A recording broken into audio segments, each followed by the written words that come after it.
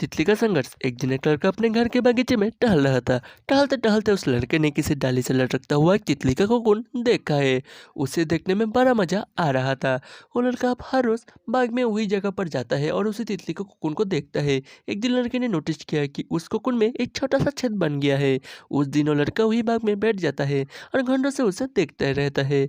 उस लड़के ने देखा कि तितली उसे से बाहर निकलने की बहुत कोशिश कर रही है, लेकिन बहुत देर तक कोशिश करने के बाद भी वो तितली उससे से बाहर नहीं निकल पाई। अब वो तितली एकदम शांत हो जाती है, जैसे कि तितली ने अब हार मान ली हो। ये सब देखकर लड़का को उसी तितली पर तरस आने लगा। उस लड़के ने तय किया कि अब वो तितली को छेद से बाहर निकलने में मदद करेगा।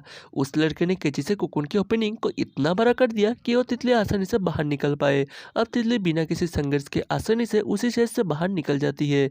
किंतु तितली का शरीर सूजा हुआ था और पंख सूखे हुए थे। वो लड़का तितली को बहुत ध्यान से देख रहा था और ये सोच रहा था कि तितली किसी भी वक्त अपने पंख फैलाकर उड़ने लगेगी।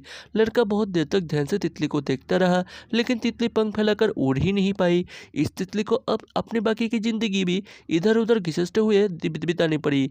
और लड़का अपनी दया और जल्दबाजी की वजह से ये नहीं समझ पाया कि कोकून से निकलने की प्रक्रिया को प्रकृति ने इतना कठिन इसलिए बनाया है ताकि ऐसा करने से तितली के शरीर में मौजूद तरल उसके पंख में पहुंच पाए और वो छेद से बाहर निकलते ही उड़ पाए।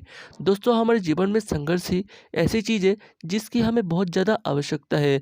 अगर हमें बिना किसी संघर्ष के सब कुछ मिल जाए तो हम अपंग बन जाते हैं।